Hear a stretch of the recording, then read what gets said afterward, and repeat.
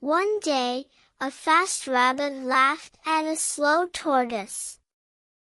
"You are so slow. I can beat you in a race any time." The tortoise calmly replied, "Let's try." The race began. The rabbit ran so quickly that soon he was far ahead. Proud of his speed, he thought, "The tortoise is too slow. I'll take a nap." He lay under a tree and fell asleep.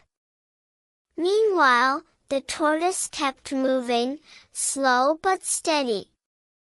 Step by step, he passed the sleeping rabbit and reached the finish line first.